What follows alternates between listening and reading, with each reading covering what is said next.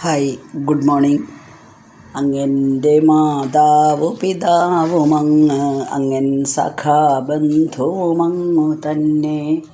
അങ്ങൻ്റെ വിദ്യാധനമങ്ങു മാത്രം, അങ്ങാണെനിക്കൊക്കെയുമെൻ്റെ ദേവാ.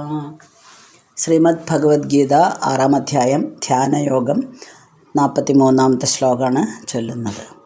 തത്ര തം ബുദ്ധി സംയോഗം ലഭതേ പൗർവദേഹികം യതതേ ച തതോ ഭൂയ സംസിദ്ധൗ കുരു നന്ദന. മലയാളം. പൂർവജന്മ പരീപാകം ബുദ്ധിയേൽക്കുന്നു ഭാരത, യോഗസംസിദ്ധി നേടിയിടാൻ യോഗമോരുന്നു പിന്നെയും. കുരുനന്ദന, തത്ര പൗർവദേഹികം തം. ഹേ അർജുന, ആ ജന്മത്തിൽ മുജ്ജന്മത്തിൽ ആർജിച്ച, പൗർവദേഹികം തം മുജ്ജന്മത്തിൽ ആർജിച്ചു കിട്ടിയ ബുദ്ധിയോഗം ലഭതേ, ജ്ഞാനത്തെ ഓർമ്മ വരുന്നു. അധഃ ഭൂയഃ സംസിദ്ധോ യതതേച്ച, അവിടുന്ന് അങ്ങോട്ട് വീണ്ടും യോഗസിദ്ധിക്ക് വേണ്ടി പ്രയത്നിക്കുകയും ചെയ്യുന്നു. അർജുനൻ്റെ ഒരു വലിയ സംശയമായിരുന്നു, ഇങ്ങനെ ഇടയിൽ വെച്ച് നിർത്തേണ്ടി വന്നാൽ ലൗകിക കർമ്മങ്ങൾ വിടുകയും ചെയ്തു, യജ്ഞകർമ്മങ്ങൾ അല്ലെങ്കിൽ യോഗിയാവാൻ വേണ്ടിയിട്ട് ശ്രമിക്കുകയും ചെയ്തു. പക്ഷെ രണ്ടിലും എത്തിയില്ല, ഇടയിൽ നിർത്തേണ്ടി വന്നു. അങ്ങനെ വന്നാൽ എന്ത് സംഭവിക്കും അവർക്ക്? നമ്മളെപ്പോലെ സാധാരണക്കാർക്കുള്ള കുറേ സംശയങ്ങൾ കഴിഞ്ഞ ദിവസം പറഞ്ഞല്ലോ.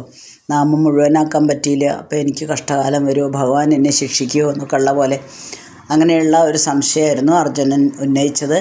അപ്പോൾ അതിന് ഭഗവാൻ മറുപടി കൊടുത്തു. തങ്ങളുടെ കർമ്മഫലത്തിനനുസരിച്ച് അവരേതെങ്കിലും നല്ല കുലത്തിൽ പിറന്നോളും, അതിനെപ്പറ്റി പേടിക്കണം. കുറച്ചെങ്കിലും ആത്മീയതയിലേക്ക് കടന്നു കഴിഞ്ഞ ആൾക്കാർ ആ നല്ല കുലത്തിൽ തന്നെ പിറന്ന് വീണ്ടും അവർക്ക്, അപ്പോൾ അവിടെ പിറന്നു കഴിഞ്ഞാൽ ഇനി എന്താ സംഭവിക്കുക എന്നുള്ളതിൻ്റെ ഉത്തരമാണ് ഇപ്പോൾ പറയുന്നത്. അങ്ങനെ പണ്ടത്തെ മുജ്ജന്മത്തിൽ ആർജിച്ച ഒരു ജ്ഞാനം അവർക്ക് ഈ ജന്മത്തിലും ഓർമ്മ വരുന്നു. പുതിയ ജന്മം എടുക്കുമ്പോൾ ആദ്യത്തെ ജന്മത്തിലെ ഒരു ആലോചന അല്ലെങ്കിൽ ഒരു ഓർമ്മ അവർക്ക് ഇവിടെ കിട്ടുന്നു. അപ്പോൾ ആരും പറയാതെ തന്നെ ഒരു യോഗസിദ്ധിക്ക് വേണ്ടി ശ്രമിച്ച ഒരു സാധകനെ ആ കാര്യങ്ങൾ, തൻ്റെ പൂർവ്വജന്മത്തിൽ താൻ ചെയ്തിരുന്ന കാര്യങ്ങൾ ഈ ജന്മത്തിൽ ഓർമ്മ വരുമ്പോൾ സ്വാഭാവികമായിട്ടും അദ്ദേഹത്തിൻ്റെ ചിന്ത അല്ലെങ്കിൽ അദ്ദേഹത്തിൻ്റെ ഒരു താല്പര്യം ഇതിലേക്ക് വന്നോളും. അതിനെപ്പറ്റി ഭയപ്പെടേണ്ട ആവശ്യമില്ല. ആദ്യം തൊട്ട് തുടങ്ങേണ്ടി വരുമോ എന്നൊരു സംശയമുണ്ട്. കാരണം കഴിഞ്ഞ ജന്മത്തിൽ പകുതി പോയതല്ലേ, അത് കഴിഞ്ഞല്ലേ, ഇനി ആദ്യം തൊട്ട് തുടങ്ങേണ്ടി വരുമോയെന്ന്. വേണ്ട, ആദ്യം തൊട്ട് തുടങ്ങേണ്ടി വരില്ല. 10ാം ക്ലാസ്സിലെ പരീക്ഷ എഴുതാൻ പോവുകയാണ് ഒരു കുട്ടി. എല്ലാം പഠിച്ചു കഴിഞ്ഞു, പക്ഷേ എന്തെങ്കിലും ഒരു കാരണവശാൽ 10ാം ക്ലാസ്സിലെ പരീക്ഷ എഴുതാൻ കഴിഞ്ഞില്ല. അപ്പോൾ തൽക്കാലം അവിടെ ഒരു ചെറിയൊരു ഗ്യാപ്പ് വന്നു അല്ലേ എന്ന് വിചാരിച്ച് ആ കുട്ടി LKG മുതൽക്ക് വീണ്ടും പഠിക്കണോ? വേണ്ട. എന്താണോ ഓൾറെഡി പഠിച്ചു കഴിഞ്ഞതാണ്. ഇതിന് ഈ പരീക്ഷയ്ക്ക് വേണ്ടി മുഴുവനായിട്ടും പ്രിപ്പയർ ചെയ്തതാണ്. ആ ദിവസം എഴുതാൻ പറ്റിയില്ല എന്നേ ഉള്ളൂ. 1 മാസത്തിനുള്ളിൽ പരീക്ഷ വരും. അപ്പോൾ ആ കുട്ടിക്ക് വേണമെങ്കിൽ എഴുതിയെടുക്കാം. 1 വർഷം പോലും ഇന്നത്തെ കാലത്ത് കളയേണ്ട ആവശ്യമില്ല. നമ്മുടെ കാലത്ത് അങ്ങനെ പരീക്ഷയൊന്നും ഇല്ലായിരുന്നു. ഇപ്പോൾ അതും വേണ്ട, 1 മാസത്തിനുള്ളിൽ തന്നെ അവർക്ക് എഴുതിയെടുക്കാനായിട്ട് പറ്റും. അതേപോലെ ഇനി ആദ്യം മുതൽ തുടങ്ങേണ്ട ആവശ്യമൊന്നുമില്ല. ആ പണ്ട് മുൻജന്മത്തിൽ സമ്പാദിച്ച ഒരു ജ്ഞാനം അദ്ദേഹത്തിലെ ആ ആധ്യാത്മിക സംസ്കാരം അദ്ദേഹത്തിൽ ഉണ്ടാവുന്നു. അത് ഇപ്പോൾ ഈ ജന്മത്തിൽ അദ്ദേഹത്തിന് ഓർമ്മ വരും. അപ്പോൾ എളുപ്പത്തിൽ തന്നെ അതിലേക്ക് തിരിയും.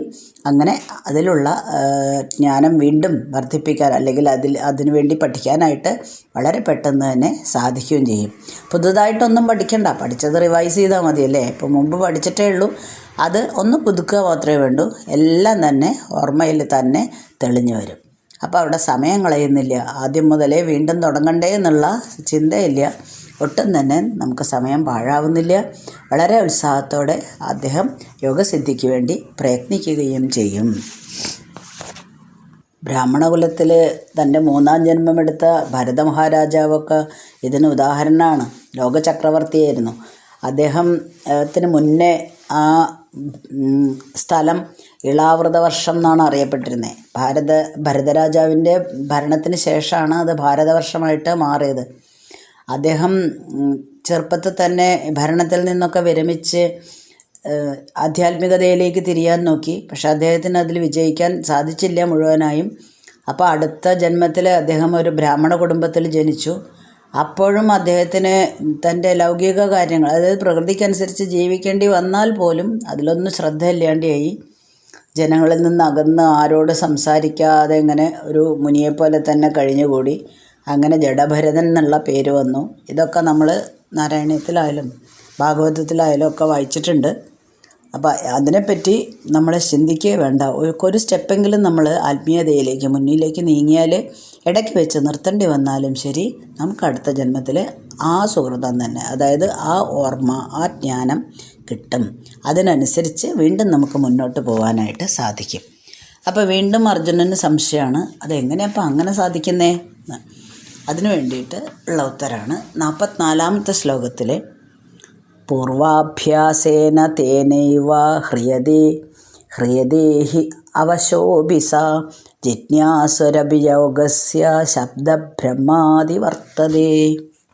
മലയാളം. കർമ്മത്തിൻ പിടിയിൽപ്പെട്ടു പൂർവാഭ്യാസം വഴിക്കവൻ വേദത്തിൻ വഴിയും വിട്ടു യോഗത്തിൻ വഴിയാർന്നിടും. തേന പൂർവാഭ്യാസേന ഏവ, ആ പൂർവാഭ്യാസത്തിൻ്റെ ബലത്തിൽ സഹ അവശഃ അഭിഹ്രിയതേ, അയാൾ പരതന്ത്രൻ എന്നോണം യോഗസാധനകളിൽ ആകൃഷ്ടനായിത്തീരുന്നു. യോഗസ്യ ജിജ്ഞാസുഹു അഭി ശബ്ദബ്രഹ്മ അതിവർത്തതേ, യോഗരഹസ്യം അറിയണമെന്ന് ആഗ്രഹിക്കുന്നവൻ പോലും വേദത്തെ അതിക്രമിക്കുന്നു. നമ്മുടെ ആ ബോധം കൊണ്ട് അയാൾ സ്വാഭാവികമായിട്ടും ഒരു യോഗ സിദ്ധാന്തത്തിൽ ആകൃഷ്ടനായിത്തീരും. അങ്ങനെ അതിൽ ജിജ്ഞാസുവായിട്ടുള്ള ആ യോഗി ആചാരനിഷ്ഠകളായിട്ടുള്ള ധർമ്മശാസ്ത്രങ്ങളെല്ലാം നിർവഹിക്കും. അതിനെ പറ്റിയിട്ട് വീണ്ടും അനാവശ്യമായിട്ട് നീ ചിന്തിക്കേണ്ട ആവശ്യമില്ല. ഇപ്പോൾ ഓരോ ജന്മത്തിലും മുജ്ജന്മത്തിൻ്റെ തുടർച്ചയാണല്ലോ ഓരോ ജന്മങ്ങളും. ഇപ്പോൾ മുജ്ജന്മത്തിൽ നമ്മൾ യോഗസാധനകളൊക്കെ അഭ്യസിച്ചിട്ടുണ്ടെങ്കിൽ അത് അല്ലെങ്കിൽ അതിൻ്റെ സംസ്കാരം അടുത്ത ജന്മത്തിലും കാണിക്കും, തീർച്ചയായിട്ടും കാണിക്കും. സാധാരണ ഇപ്പോൾ നമ്മുടെ ജീവിതത്തിൽ തന്നെ നമുക്കത് കാണാൻ കഴിയും. അതായത് ചിലപ്പോൾ നമ്മൾ പറയില്ലേ, അത് നല്ലൊരു തറവാട്ടിലത്തെ കുട്ടിയാണ്, അല്ലെങ്കിൽ നല്ല ആളാണ്, നമ്മളുടെ പെരുമാറ്റം കൊണ്ടും മറ്റു കാര്യങ്ങൾ കൊണ്ടും നമ്മളെ ഒരാൾ വിലയിരുത്തിയിട്ടുണ്ടാവുമല്ലോ. അങ്ങനെയുള്ള ഒരാൾക്ക് നാളെ പോയിട്ട് നീചമായിട്ടുള്ള പ്രവൃത്തികൾ ചെയ്യാനോ അല്ലെങ്കിൽ മറ്റുള്ളവർ ഇത് ചീത്തയാണെന്ന് പറയുന്ന പ്രവൃത്തികൾ ചെയ്യാനോ തോന്നില്ല. അങ്ങനെ വളരെയധികം കാലം തോന്നില്ല, 1-2 ദിവസം തോന്നുമ്പോഴേക്കും തന്നെ അയാൾക്ക് മനസ്സിലാവും, അയ്യേ ഞാനിങ്ങനെ ഒരു കുലത്തിൽ ജനിച്ചിട്ട് ഇങ്ങനെ ചെയ്യുന്നത് മോശമാണ്, അതുകൊണ്ട് ഇത് എനിക്ക് ചേർന്നതല്ല. അതേപോലെ തന്നെ തിരിച്ചും ഒരു വളരെ നികൃഷ്ടനായിട്ടുള്ള അല്ലെങ്കിൽ മാന്യനല്ലാത്ത ഒരാൾക്ക് കുറച്ച് മാന്യതയൊക്കെ നടിച്ച് ഞാൻ നാളെ മുതൽ മാന്യനായിട്ട് പെരുമാറട്ടെ എന്ന് വിചാരിച്ചാൽ അതും പറ്റില്ല. അതായത് തൻ്റെ തനി സ്വഭാവം എന്തായാലും എപ്പോഴായാലും പുറത്തു വരും എന്നുള്ളത് തന്നെയാണ് സത്യം. അല്ലെങ്കിൽ നമ്മൾ അഭിനയിക്കുകയാണ്. ആ അഭിനയം വളരെ കാലമൊന്നും നിലനിൽക്കില്ല. എന്നും നുണ പറയുന്ന ഒരാളാണ്, അയാൾക്ക് ഞാൻ നാളെ മുതൽ സത്യസന്ധനാവുകയാണെന്ന് പറഞ്ഞാൽ ഒരിക്കലും സാധിക്കില്ല. കുറച്ച് കാലം അല്ലെങ്കിൽ കുറച്ച് ദിവസങ്ങൾ അഭിനയിക്കാൻ പറ്റുന്നല്ലാതെ വീണ്ടും അറിയാതെ തന്നെ അയാളിൽ ആ നുണ പറയൽ വരും. അതേപോലെ തന്നെയാണ് കള്ളന്മാരായാലും പിടിച്ചു പറിക്കുന്ന ആൾക്കാരായാലും ഒക്കെ. അത് ഉള്ളിൽ അലിഞ്ഞിട്ടുണ്ട് അവരുടെയെങ്കിൽ അതവർ തീർച്ചയായിട്ടും കാട്ടിയിരിക്കും. ഏത് നല്ല സ്വഭാവമായാലും ശരി, ചീത്ത സ്വഭാവമായാലും ശരി. അത് വേണ്ടിയിട്ട് അല്ലെങ്കിൽ ബോധപൂർവമല്ല അവർ കാണിക്കുന്നത്, എന്നാലും അവരുടെ വാക്കിലൂടെയോ പ്രവൃത്തിയിലൂടെയോ അത് ഉണ്ടാവുക തന്നെ ചെയ്യും. അപ്പോൾ അതേപോലെ തന്നെ കഴിഞ്ഞ ജന്മത്തിൽ നമ്മൾ ആത്മീയമായിട്ട് വരാൻ ശ്രമിച്ചു, ആത്മസംയമനം നേടാൻ ശ്രമിച്ചു, ധ്യാനം പരിശീലിച്ചു. അങ്ങനെയാണെങ്കിൽ ഈ ജന്മത്തിലും അയാൾ യോഗസാധനയിൽ ആകർഷണനായിത്തീരും. മുജ്ജന്മവാസന അയാളെ യോഗത്തിലേക്ക് സ്വന്തമായിട്ട് ആകർഷിച്ച് കൊണ്ടുപോയിക്കോളും എന്നർത്ഥം. അങ്ങനെ മുഴുകിക്കഴിഞ്ഞാൽ പിന്നെ അയാളുടെ ആ സ്വഭാവം കാണിച്ചു തുടങ്ങിയാൽ അയാൾക്ക് ഒരു തരം പ്രലോഭനങ്ങൾ കൊണ്ടോ പ്രകോപനങ്ങൾ കൊണ്ടോ ഒന്നും അയാളെ ആ മാർഗത്തിൽ നിന്ന് പിന്തിരിക്കാനായിട്ട് നമുക്ക് സാധിക്കില്ല. കാരണം അത് അയാളിലുള്ള ഒരു ജന്മവാസനയാണ്. നമ്മൾ വാൽമീകിയുടെ കഥ കേട്ടിട്ടുണ്ട്. രത്നാകരൻ എന്നുള്ള കാട്ടാളനാണ് പിന്നീട് വാൽമീകിയായിട്ട് തീർന്നത്. ആ കഥ നമ്മൾ രാമായണത്തിൽ പഠിച്ചിട്ടുണ്ട്. അപ്പം അങ്ങനെ ഒരു കാട്ടാളനായിട്ട് ജീവിച്ച ആൾ പോലും ഇത്രയും സാത്വികനായിട്ട് മാറി. അപ്പം ഇതൊക്കെ അതിന് ഉദാഹരണമല്ലേ എന്നാണ് ഭഗവാൻ ചോദിക്കുന്നത്. അങ്ങനെയുള്ള എത്രയോ ആൾക്കാരുണ്ട്. കഴിഞ്ഞ ശ്ലോകത്തിൽ നമ്മൾ പറഞ്ഞ ഭരത മഹാരാജാവിൻ്റെ കഥയൊക്കെ ഇതാണ്. പൂർവ്വ സംസ്കാരമാണ്. ആ സംസ്കാരത്തിനനുസരിച്ച് അതിൻ്റെ മാഹാത്മ്യമാണ് ഇവിടെ പറഞ്ഞു കൊടുക്കുന്നത് ഭഗവാൻ. കഴിഞ്ഞ ജന്മത്തിൽ നിങ്ങൾ എങ്ങനെയിരുന്നോ ആ വാസന ഈ ജന്മത്തിലും നിങ്ങൾക്ക് വരാതിരിക്കില്ല. അപ്പം ഇങ്ങനെ ആത്മസംയമനവും ധ്യാനമൊക്കെ പരിശീലിച്ച ഒരാൾക്ക്, ഒരു സാധകന്, അടുത്ത ജന്മത്തിലാണെങ്കിൽ പോലും മറ്റ് വിഷയങ്ങൾ, ഇന്ദ്രിയാദി വിഷയങ്ങളിൽ അല്ലെങ്കിൽ സ്വർഗീയ സുഖങ്ങളിലൊന്നും തന്നെ അഭിരുചി ഉണ്ടാവില്ല. വീണ്ടും അടുത്ത ശ്ലോകത്തിൽ പറഞ്ഞു കൊടുക്കുന്നു, ഇങ്ങനെയുള്ള സാധനകളെ അപേക്ഷിച്ച് ഏറ്റവും നല്ലത് ധ്യാനയോഗം തന്നെയാണ് എന്ന് പറയുന്നത് എന്തുകൊണ്ട് എന്നുള്ള ഒരു സംശയം ഇവിടെ തീർത്തു കൊടുക്കുകയാണ്. 45-ാമത്തെ പദ്യത്തിൽ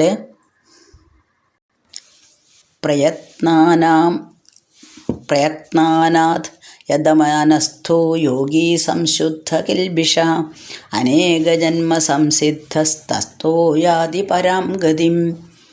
അനേകജന്മ സംസിദ്ധ തതോ യാതി പരാം ഗതിം. മലയാളം: ഇതേ ജന്മത്തിലും പിന്നെ അനേകം ജന്മമാകിലും യജ്ഞം പോൽ കന്മഷം നീങ്ങി നിത്യമാം ഗതിയാർന്നിടാം.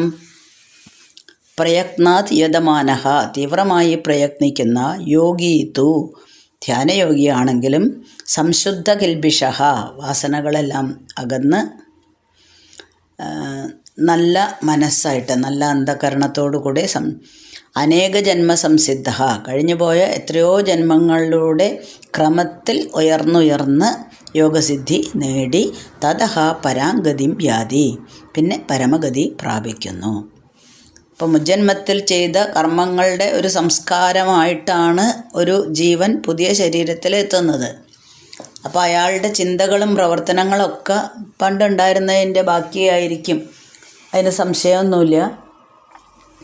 അപ്പോൾ പാപവാസനകളുടെ ഉള്ളിൽ നിന്ന് നീക്കി നമുക്ക് നിഷ്കാമ കർമ്മം വഴി പാപവാസനകളെല്ലാം നീക്കിയിട്ട് ശാന്തമവും നിർമ്മലവുമാക്കിയിട്ട് നമ്മുടെ മനസ്സിനെ മാറ്റാനായിട്ട് സാധിക്കും. ഇനി പാപവാസന മുഴുവൻ മാറ്റി എന്നുള്ളതുകൊണ്ട് കാര്യമില്ല. പാപങ്ങളും അവസാനിക്കണം, പുണ്യങ്ങളും അവസാനിക്കണം. 2 കർമ്മങ്ങൾ മുഴുവനായിട്ടും അവസാനിക്കണം. അങ്ങനെ രണ്ടും നീക്കിക്കഴിഞ്ഞാൽ ധ്യാനനിഷ്ഠ കൈവരും. അതുകൊണ്ടാണ് ധ്യാനനിഷ്ഠയാണ് ഏറ്റവും ശ്രേഷ്ഠം എന്ന് പറഞ്ഞത്. അപ്പം മനസ്സ് നിശ്ചലാണ്, അതിലൊന്നും തന്നെയില്ല, വളരെ ക്രിസ്റ്റൽ ക്ലിയറാണ്. അപ്പോൾ ആ മനസ്സ് ഏതിനോട് അടുക്കുന്നു? ആത്മസ്വരൂപത്തോട് അടുക്കുന്നു. അപ്പോൾ പാപവാസനകളും അടങ്ങി, പുണ്യവാസനകളും അടങ്ങി. അപ്പോൾ മനസ്സ് തന്നെ ഇല്ല, നിശ്ചലമായിട്ടുള്ളൊരു സാധനമാണ്. അതിന് ഒരു വികാരവും ഇല്ലാത്തതുകൊണ്ട് മനസ്സ് നിശ്ചലാവസ്ഥയിലാണ് ഇപ്പം. അതിനാണ് വാസനാനാശം വരികയെന്ന്, അതായത് മനോനാശം. മനസ്സില്ലെങ്കിൽ പിന്നെ അതിൽ ഞാൻ എൻ്റെ എന്ന് പറഞ്ഞ് ജീവിക്കുന്ന ജീവനുമില്ലാതാവുന്നു. അതായത് ജീവൻ പരമാത്മാവിലേക്ക് ലയിക്കുന്നു. ഇതാണ് ആത്മീയത അല്ലെങ്കിൽ ആത്മസാക്ഷാത്കാരം. അപ്പം ഇതെല്ലാം പെട്ടെന്ന് എങ്ങനെയാണ് പറഞ്ഞത്? കഴിഞ്ഞുപോയ എത്രയോ ജന്മങ്ങളുടെ ക്രമത്തിൽ എന്നാണ് പറഞ്ഞത്. ഒരു ജന്മം കൊണ്ട്, ഇപ്പോൾ ഈ ജന്മം കഴിഞ്ഞു, അടുത്ത ജന്മത്തിൽ തന്നെ ഇത് സിദ്ധിക്കണമെന്നില്ല. വീണ്ടും ബാക്കി വരാം. അങ്ങനെ എത്രയോ ജന്മങ്ങൾ കഴിഞ്ഞാലാണ് മുഴുവനായിട്ടും കെട്ടടങ്ങുന്നുള്ളൂ. പാപങ്ങൾ കെട്ടടങ്ങാൻ തന്നെ ധാരാളം ജന്മങ്ങൾ വേണം. അത് കഴിഞ്ഞ് പുണ്യവാസനകളും കൂടെ നശിച്ചു പോകണം. അങ്ങനെ മനസ്സ് ക്ലിയറാക്കിയിട്ട് എടുക്കണം. ഇപ്പോൾ കർമ്മവാസനകളെല്ലാം ഒടുങ്ങിക്കഴിഞ്ഞാൽ നമ്മളുടെ ചിന്താഗതി തന്നെ മാറും. പുതിയ ഒരു രീതിയിൽ നമ്മൾ കാര്യങ്ങൾ നോക്കിക്കാണാൻ തുടങ്ങും. അത് ആസ്വദിച്ച് തന്നെ നമ്മൾ മുന്നോട്ട് പോകും. അപ്പം നമുക്ക് എല്ലാ കാര്യങ്ങളിലും ഇപ്പോൾ പ്രകൃതിയാണ് ജീവിക്കുകയാണ് നമ്മൾ. പ്രകൃതിക്കനുസരിച്ച് പ്രകൃതി നിയമങ്ങൾക്ക് അടിമപ്പെട്ട് ജീവിക്കുകയാണെങ്കിൽ പോലും ഈ ജന്മത്തിൽ, പുതിയ ജന്മത്തിൽ അങ്ങനെയൊക്കെ ജീവിക്കേണ്ടി വന്നാൽ പോലും അതിൽ നിന്ന് നമുക്ക് പെട്ടെന്ന് തന്നെ വിരക്തി സ്വാഭാവികമായിട്ടും വരും. നിർബന്ധിച്ച് ഒരാൾക്ക് അങ്ങനെയുള്ള കാര്യങ്ങളിൽ നിന്ന്, ഇന്ദ്രിയ വിഷയങ്ങളിൽ നിന്നോ വിരക്തി കിട്ടിയിട്ട് യാതൊരു കാര്യവുമില്ല. അതുകൊണ്ട് സ്വാഭാവികമായി തന്നെ വരട്ടെ. അതെപ്പോഴാണ് വരുന്നത്? നമ്മുടെ കർമ്മവാസനകളായിട്ടുള്ള പുണ്യപ്രവൃത്തികളും പുണ്യവാസനകളും പാപവാസനകളും എല്ലാം അടങ്ങാണ്. അങ്ങനെ എത്രയോ ജന്മങ്ങൾ കഴിഞ്ഞാലായിരിക്കും ചിലപ്പോൾ നമ്മൾ ഒരു മനസ്സ് ക്ലിയറായിട്ട് ഒരാളായിട്ട് മാറുന്നത്. അങ്ങനെ എത്തിക്കഴിഞ്ഞാൽ നമുക്ക് ധാർമ്മികമായിട്ടുള്ള ജീവിത മൂല്യങ്ങൾ നമ്മൾ കൈക്കൊള്ളും, എല്ലാം ത്യജിക്കാനുള്ള ഒരു സന്നദ്ധത കൈവരും. എല്ലാ ഗുണങ്ങളും ഒരു യോഗിക്ക് ആവശ്യമായിട്ടുള്ള ധ്യാനനിഷ്ഠ കൈവരിച്ചു കഴിഞ്ഞാൽ ഒരു യോഗിക്ക് ആവശ്യമായിട്ടുള്ള ഗുണങ്ങൾ നമ്മളിലെത്തും. അങ്ങനെ എത്തിക്കഴിഞ്ഞാൽ അത് നമ്മുടെ അവസാനത്തെ ജന്മമായിരിക്കും. അതുകൊണ്ട് ഒരു ധ്യാനയോഗി ഏറ്റവും ശ്രേഷ്ഠൻ തന്നെയാണെന്ന് അടുത്ത 2 പദ്യങ്ങളിലായിട്ട് ഭഗവാൻ ഒന്നുകൂടെ അർജുനനെ ഉപദേശിക്കുകയാണ് ചെയ്യുന്നത്. നമ്മൾ 45 ശ്ലോകങ്ങൾ ചൊല്ലി, ഇനി 2 ശ്ലോകങ്ങളും കൂടെ ഈ അധ്യായത്തിൽ ബാക്കിയുണ്ട്. അത് നമുക്ക് അടുത്ത ദിവസം ചൊല്ലാം. ഓക്കെ. അസ്മിൻ പരാത്മന്നനുപാദ്മകൽപ്പേതുമിത്തമുത്ഥാപിത പത്മയോനി അനന്തഭൂമാമരോഗരാശിം നിരുന്ധിവാദാലയവാസ വിഷ്ണോ.